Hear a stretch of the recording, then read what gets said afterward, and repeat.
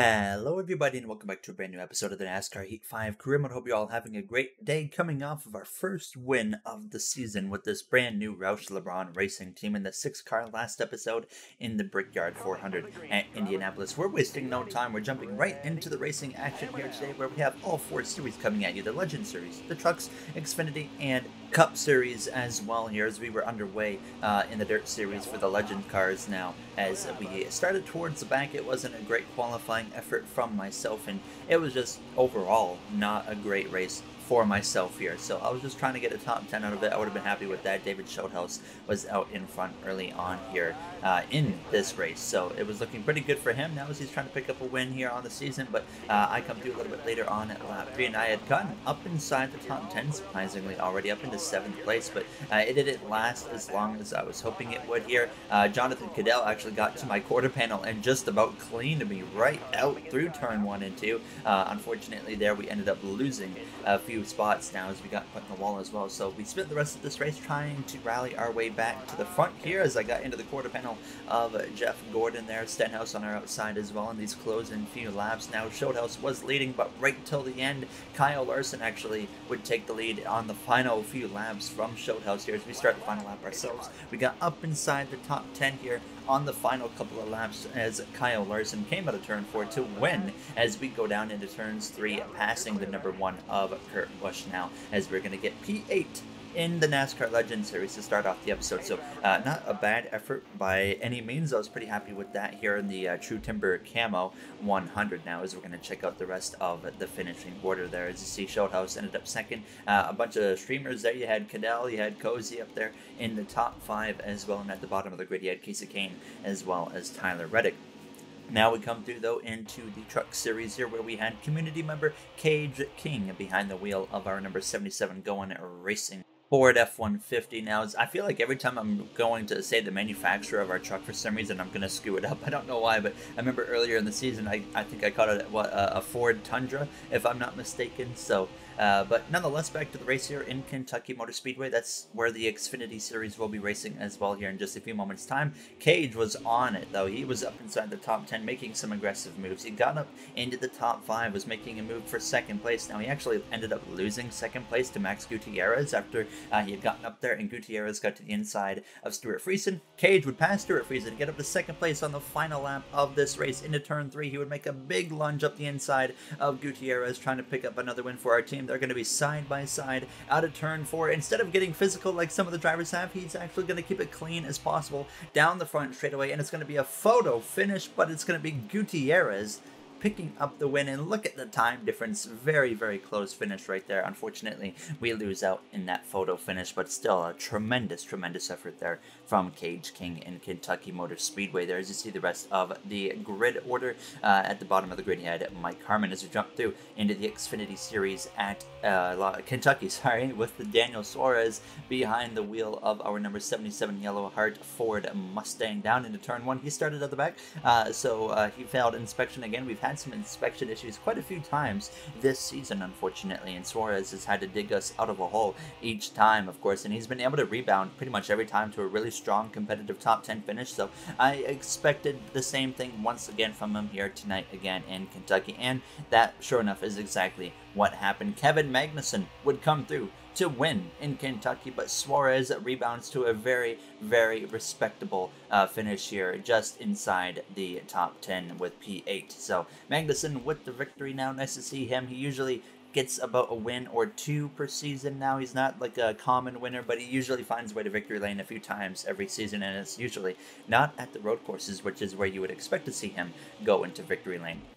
Now, though, into the Cup Series here at Iowa for the first of 2 races this season here in the Cup Series. Iowa has 2 races in the final, 15 or so races of the season. It is the elimination race to get into the Final Four this season, just like it has been the last couple of seasons. So our qualifying effort was decent. It was a 23.399, and that puts us P21. So a little bit of work to do. I can confirm that our now engine is at 100 and our aerodynamics are at 100. I think it's just a chassis that's 95. We just need to upgrade that, and we'll have a fully upgraded car here, except for the pit crew, which we still have to work on now. As you see, the top 10 here starting up at the front. You got Briscoe in the top 5 with Harrison Burton on pole.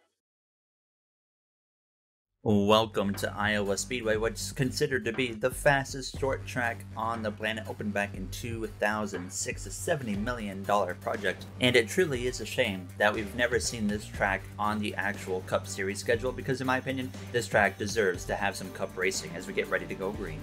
Okay, this is a race right before Homestead, so let's see if we can get some good info here. Yeah, I mean, now we are in the playoffs, so let's use this as a learning race. Locked into the playoffs after winning for the first time last season at Indianapolis Motor Speedway.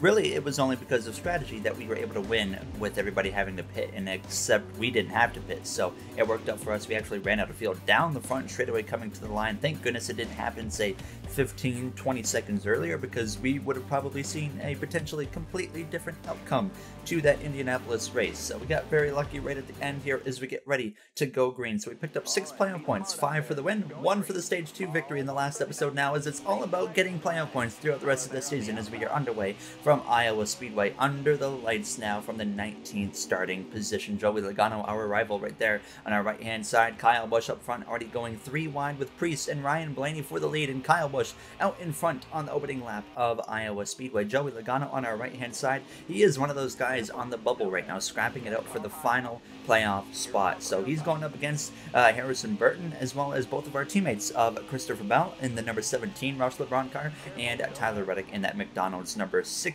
Ford Mustang as well. So as I mentioned, the goal now is as well to help out our teammates of Tyler Reddick, of Christopher Bell, hopefully get them into the playoffs, and hopefully they have some good runs today. Like I said, some R&D changes and whatnot are happening with the team starting to improve here later in this regular season, so you should potentially see that 17 at 60 maybe be able to make some headway today and in the closing races of this regular season. There's only like 5 races left in the regular season, so we're running out of time very, very quick. Now, of course, we're comfortable. We got our Indianapolis win, and even without the Indianapolis win, we were going to make the playoffs, thankfully. Obviously, if you would have asked me that, 15 races ago, I said, I have no idea if we're going to be in the playoffs now on lap 8 of this race. So we already have an accident, but no caution would come out. Timmy Hill blew an engine, went up the track, and got T-boned by the 47 of Tony Bradinger, and there was a lot of damage both ways, but no caution ever came out. So we continued racing here, just doing our own thing, running about 12th place, and I kind of got stuck around 12th place. We come through to 4 laps to go in stage 1 already. Derek Kraus out in front here as I'm to the right-hand side, 3 wide with Reddick, as well as Bubba Wallace in that number 23 car here, as we try to at least get up into that top 10 before the stage comes to a close. I felt really comfortable up on the top, so you're going to see me up here for the most of this race. You can make the top work. You can make pretty much any lane you want work at Iowa, which is, I think, the only track where you have that ability in NASCAR Heat 5 to make any lane you want to work. So now as we came through to the closing laps of this first stage, approaching the final lap of stage 1, actually still P12, but Lewis Hamilton had taken the lead away from Derek Kraus in the final couple of moments here of stage 1, and he leads the way over Kyle Busch, who's in second place here as we come through on the exit of turn 2 to the outside of that number 38 of Todd Gilliland down the back straightaway for the final time. It's not going to be stage points for us here, surprisingly. I felt like we had a car that was way more capable than 12th place finish, but not going to happen here as we exit turns 4 down the front straightaway for the final time, barely getting ahead of that 84 of Buescher, crossing the line for P12 as Lewis Hamilton is back to his stage winning ways there, as he took a bit of a break there for like 3 or 4 races without winning a stage, but here he is picking up yet another playoff point here today in Iowa. Now, as everybody, welcome to the pit lane here for 2 cans of fuel as well as 4 fresh tires. You see some bubble drivers that did not get stage points, like Harrison Burton, Joey Logano, who's all the way down in P25. Some rough starts for them here in Iowa, and a crucial point of the season as Lewis Hamilton wins stage 1.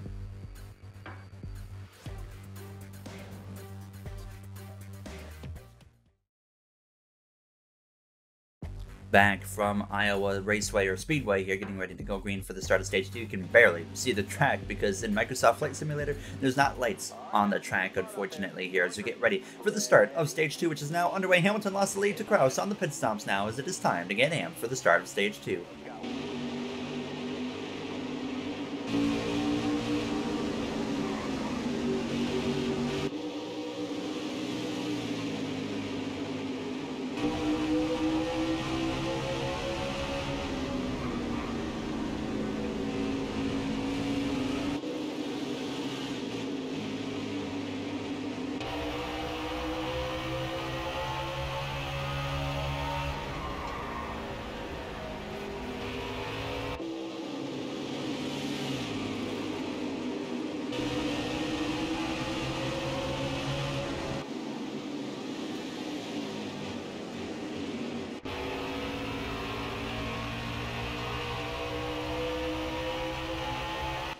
Not a whole lot of ground that we made up here at the beginning of this second middle stage of this race. Kyle Busch is actually currently making a move up the inside of Derek Krause. He has a fast car here tonight.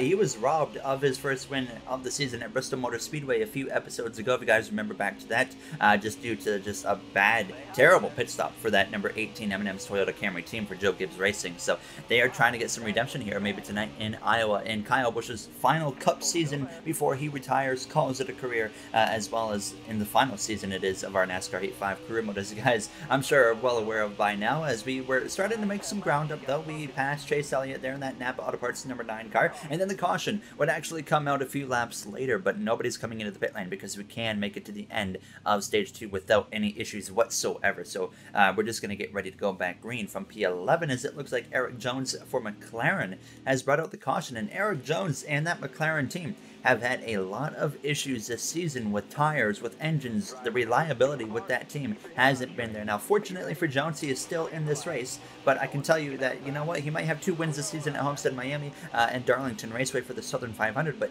he is not going to be a championship threat if that team keeps letting him down like that now with the tires, with the engines and whatnot, because Jones has speed, but he just doesn't have the reliability right now. So that's something that they really need to work on and get settled before the playoffs start here. And I would say, what, a week's time just about for us here in our NASCAR Heat 5 career mode, not even. So we are getting close to crunch time for some of these guys to get their issues settled down, settled in, and, you know, get into a groove here for the playoffs. So I'm excited for this final playoff run of our career, and I'll be honestly extremely disappointed if we lose the championship at this point now, because we've only won one Cup Series championship in our NASCAR Heat 5 career mode. So hopefully we can change that with this Roush LeBron Racing team this season. But now we were continuing to try and move our way into the top 10. We passed the number 98 of Josh Berry down into turns 3 and 4. And I had seen someone mention this, they thought Berry is in the 99. It is a 98. You can see it right there. It's hard to tell, but you can see that is sure enough a 98 there on the side of that car. Now, as we're 3 wide in the middle between Berry and Bubba Wallace there in that number 23, but we would get clear of Bubba on the outside, but we still have Berry to deal with on the inside here in these final few laps of stage 2. Krause back out in front. He's showing a lot of speed, a lot of longevity speed in that number 45 car for 2311 Racing today. He's still the only 2311 driver to go to victory lane this season. 2 wins on the season earlier in the first 10 races now. As we go down into turn 1, the caution comes out with 2 laps to go, and that is going to actually end stage 2 just a little bit early, as we just barely lost out on stage points there as we end up P11, as Eckes had us by like a front bumper, as Derek Krause is going to get the stage victory there. Another playoff point for him as we come into the pit lane, of course, for 4 tires as well as 2 cans of fuel, as Krause wins stage 2 in Iowa.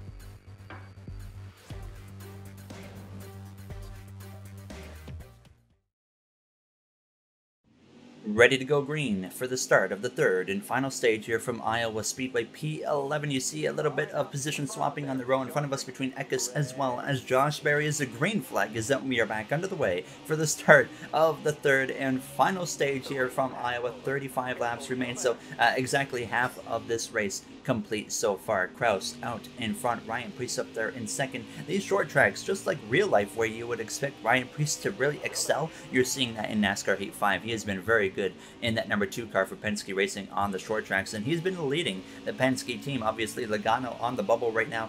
Chase Briscoe not in the playoffs, and Austin Cindric having a miserable season like he has the last few times. Logano usually finds a way to click off 1 race win or so per season in our career mode, even when he's been struggling. So I can probably say that Logano is going to find a way here, probably in the regular season still, to get to victory lane. Now, if I'm in second place behind him and he needs to win, I don't know what I would do. If I would maybe clean him right out, or just, you know, try to race him as clean as possible, because you still, of course, don't want to just clean a guy out that's going for that last playoff spot and whatnot. So it'll be interesting to see if we end up in that position with him. We've never actually raced against Joey Logano for a scrap for a race win here in the closing laps of any race, and that's something I kind of hope we get to have before this NASCAR Heat 5 career mode comes to an end here now. But now onto lap 40, just over 30 laps to go. Krause still out in front. Our teammate of Tyler Reddick up inside the top 3, got up to second place. We're 3 wide in the middle between Gilliland as well as the defending champion of Christian Eckes, and all of the Roush LeBron cars cars